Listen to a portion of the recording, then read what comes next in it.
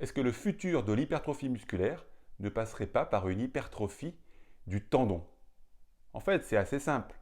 C'est la base de l'anatomie. Le tendon relie le muscle à l'os. Donc, est-ce que l'hypertrophie du tendon n'aurait pas une influence positive sur la prise de masse musculaire? L'étude dont je vais vous parler aujourd'hui, publiée en 2023, donc toute récente, est composée de chercheurs allemands, autrichiens, norvégiens et suisses, et ils ne répondent pas spécifiquement à la question que je viens d'introduire, mais ils se posent des questions passionnantes que je veux partager avec vous aujourd'hui. Vous allez voir en quoi toutes ces questions-là ont un lien avec l'introduction que je viens de vous donner. Les chercheurs ont pris 31 hommes compris entre 18 et 40 ans d'âge et les ont entraînés 3 fois par semaine. Notez, avant que l'on détaille ensemble le protocole d'entraînement, que ces 31 sujets faisaient maximum 2 heures par semaine d'activité physique. Donc on va dire que ce sont des gens modérément actifs, mais ce n'est pas foufou en termes de niveau d'entraînement, évidemment. Les sujets ont fait 3 fois par semaine pendant 14 semaines, donc c'est un beau protocole. La séance suivante, leg press en premier, c'est-à-dire presse à cuisse, suivi de leg extension, c'est-à-dire machine à quadriceps, et ensuite mollet assis et mollet debout. Ce qui est étonnant, j'ai l'impression que les chercheurs sont des obsédés des mollets. En plus, on va voir que ça ne nous intéresse pas spécifiquement les mollets. Ben, bon, écoutez, s'ils aiment les mollets, ils aiment les mollets, que je vous dise. Plus sérieusement, qu'est-ce qu'ils ont fait? 3 séries de 70% à 85% de 1RM. Récupération 1 minute entre les séries et 3 minutes entre les exos. La récup d'1 minute, elle est un peu courte, surtout quand on fait de la presse à cuisse à 70 à 85%. L'intensité, justement, a augmenté en fait sur les 14 semaines. Toutes les 4 semaines, il y avait une incrémentation de l'intensité. C'est un protocole assez bien ficelé, de type linéaire, où on progresse petit à petit en termes d'intensité. Notez, c'est assez rigolo qu'ils ont rajouté à la fin de la séance du développé couché et du tirage à la poulie haute. Euh, je ris parce que on a l'impression qu'ils ont rajouté un peu ça dans l'étude pour faire un peu plaisir aux gens et, aux hommes là, parce qu'en fait, sinon, ça va être compliqué, hein. Rendez-vous compte, ils font ça 3 fois par semaine, la séance que je viens de décrire, pendant 14 semaines. Donc, c'est quand même hyper chiant, quoi, disons-le. Mais bon, au moins, ça a le mérite d'être collé à un protocole qui dure longtemps. Ah oui, j'allais oublier, en ce qui concerne l'angulation du genou pour la presse à cuisse et la machine à quadri, l'angulation est limitée à 90 degrés de flexion du genou et ils vont presque à l'extension complète, ils disent dans l'étude. 2 sous-groupes ont été réalisés pendant l'étude. Soit les sujets prenaient un placebo, c'est-à-dire de la maltodextrine dans 250 ml d'eau, soit les sujets prenaient 5 grammes d'un collagène spécial. On reparlera du terme spécial plus tard. Dans 250 ml d'eau aussi, il fallait prendre 50% de la boisson avant la séance, dans les 30 minutes avant la séance, et les autres 50% à la fin de la séance.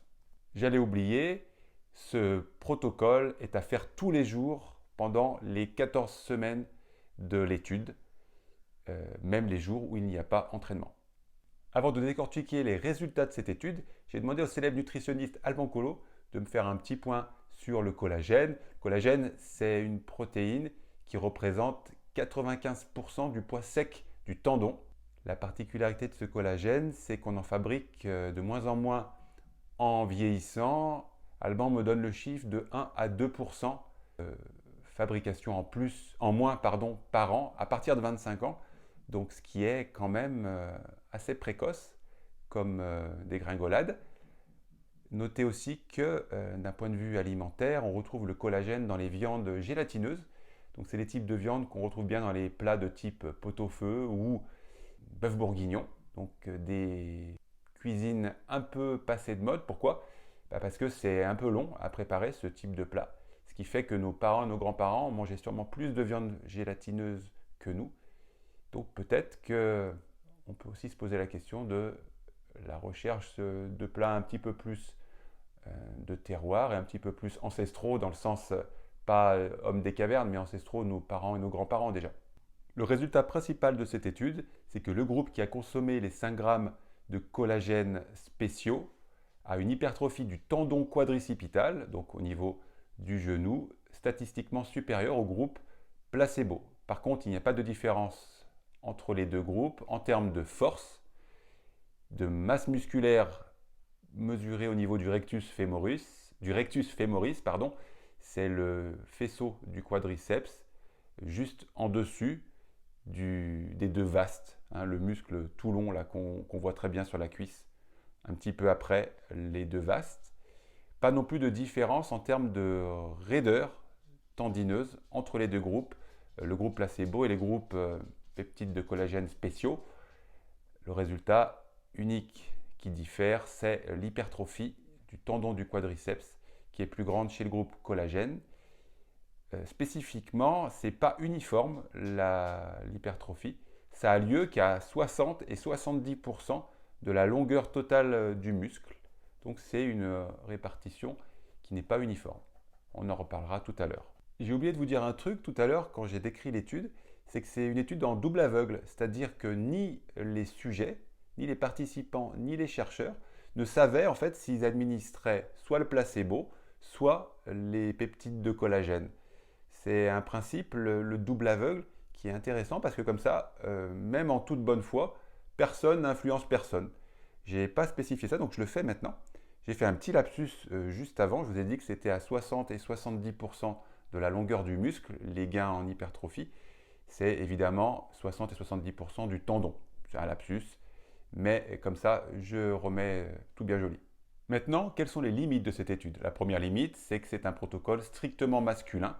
Donc là, ils n'ont pas voulu mélanger, les auteurs, ils le disent. Pourquoi? Parce qu'il y a une différence hormonale quand même entre un homme et une femme. Ce n'est pas un scoop, mais force est de constater que ça peut avoir une incidence. Donc c'est un protocole strictement masculin. Donc pour extrapoler les résultats aux femmes, c'est difficile. Deuxième limite, c'est, j'en parle depuis le début, on parle de peptides de collagène spéciaux. En fait, là, on a un énorme problème, j'allais dire. Non, une énorme limite, c'est que cette étude a été faite avec un peptide de collagène dont la marque est déposée. Donc, ce n'est pas le collagène n'importe où que vous pouvez trouver.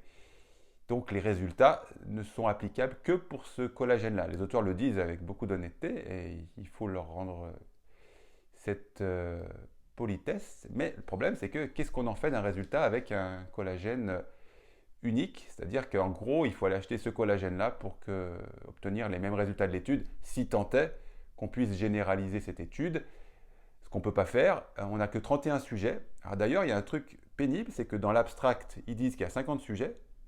Et quand on lit l'étude, dans la description, on se rend compte qu'il n'y en a plus que 31 qui sont arrivés au bout de l'étude. Donc en fait, il n'y en a plus que 31. Donc ça, c'est pas cool de ne pas mettre le vrai chiffre dans l'abstract. Je ne pense pas que ça soit fait sciemment, mais ça gonfle l'effectif. Donc on n'a que 31 bonhommes. C'est évidemment pas assez pour être généralisé à l'univers entier. C'est pas pour autant que c'est pas intéressant à avoir à l'esprit et à garder comme ça sous le coude. Ça nous permet d'avoir une première preuve de l'intérêt du collagène. Il faudra voir les autres études, ce qu'elles en pensent. L'autre limite, c'est que les sportifs sont justement pas beaucoup sportifs, quoi. C'est des gens qui ont maximum 2 heures d'activité physique par semaine. On ne sait même pas si c'est de la muscu. À mon avis, ça l'est pas parce que sinon, ils l'auraient dit, les chercheurs. Donc, en fait, ce serait intéressant d'avoir ça chez des sportifs entraînés. L'autre limite, c'est que on a une augmentation du volume du tendon rotulien, mais sans changement de sa propriété, sans changement de la raideur tendineuse en l'occurrence. Donc voilà, est-ce que c'est intéressant d'avoir une modification de structure mais pas de propriété, en tout cas pas sur la raideur qui est étudiée? C'est la question aussi que je veux poser. Dernier point, il me fait un peu sourire, c'est l'hypertrophie qui est inégalement distribuée sur le tendon, voilà, comme si ça poussait que d'un côté, quoi. Genre, donc ça aussi, il faut le souligner. Ça me fait rigoler, mais en fait, c'est pas spécialement drôle. Si ça pousse qu'à un seul endroit, alors quand je dis ça pousse, c'est pour ça que je faisais le signe de corne, ça pousse pas non plus sur des mètres, hein, vous avez bien compris. Mais enfin, n'empêche, les auteurs le signalent, et il faut le dire. Donc c'est une hypertrophie qui est inégalement distribuée. Est-ce que c'est grave? Est-ce que c'est pas grave? L'avenir nous le dira. Avant de conclure, est-ce que le résultat sur le tendon rotulien peut être généralisé à tous les autres tendons? Là encore, on ne peut pas le dire à l'heure actuelle. Il faut voir la suite des études. Mais la plus grosse question avec cette étude est la suivante. Les auteurs ne déclarent pas de conflit d'intérêt, très bien. Mais ils déclarent aussi, avec beaucoup d'honnêteté, qu'une partie des coûts de l'étude a été pris en charge par l'entreprise qui fabrique ce collagène. Alors, est-ce que c'est grave? Moi, ça ne me choque pas. Si quelqu'un me donne de l'argent pour faire une étude, c'est pas pour ça que je vais lui dire ce qu'il a envie d'entendre. Mais force est de constater que c'est déclaratif. C'est-à-dire que, je vous le dis, ça se trouve, je prends un chèque d'1 million et puis moi je vous dis tout ce que vous voulez, hein, en vous disant que tout est honnête, hein, tout est joli. Donc le concept de il n'y a pas de conflit d'intérêt, mais il y a un lien d'intérêt financier, il faut le dire. Est-ce que ça fait que l'étude est à mettre à la poubelle? Non. Mais est-ce que ça fait non plus qu'on n'y pense pas? Non plus. Moi, je ne peux pas ne pas m'empêcher d'y penser. Donc voilà, ça aussi c'est une réalité. Il faudrait que cette étude soit faite par un laboratoire qui est complètement indépendant d'avec la boîte qui fait ce collagène-là quand même. Parce que là, on ne peut pas s'empêcher d'y penser. Pour conclure, est-ce qu'il faut garder un œil sur les futures études sur le collagène? C'est à vous de me le dire. Est-ce que vous pensez que c'est un sujet porteur? Si c'est le cas, je vais continuer à regarder ce qui sort. Si vous pensez que c'est anecdotique pardon, et qu'on a mieux à utiliser son énergie qu'à étudier le collagène, il faut me le dire aussi dans les commentaires, comme ça j'arrêterai d'utiliser mes ressources pour le collagène. Quand on parle de santé du tendon, parce que c'est un peu ça qu'on dit avec l'hypertrophie, il ne faut pas se tromper. La santé, ça dépend des professions médicales, c'est-à-dire des médecins et des kinés. Donc moi, je ne vous conseille pas de vous supplémenter à l'aveugle comme ça parce qu'il y a une étude qui est sympa. Je vous conseille d'avoir une démarche un peu différente. C'est celle que j'ai moi avec les gens avec qui je travaille autour des athlètes. C'est de choisir et de trouver un médecin, un kiné qui a envie de grandir avec vous. Qu'est-ce que je veux dire par là? En fait, un médecin, un kiné, il y en a deux sortes, hein. Ceux qui ont un niveau de compétence et de connaissance qui n'évoluera quasiment pas pendant leur vie. Ceux-là, on est moyennement intéressé par bosser avec.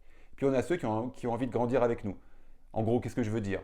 Vous êtes athlète, vous êtes entraîneur, et puis vous avez vu cette vidéo, et puis ça vous interpelle cette histoire de collagène. Vous avez un de vos sportifs qui se fume un tendon, donc le médecin, le kiné prend en charge tout ça.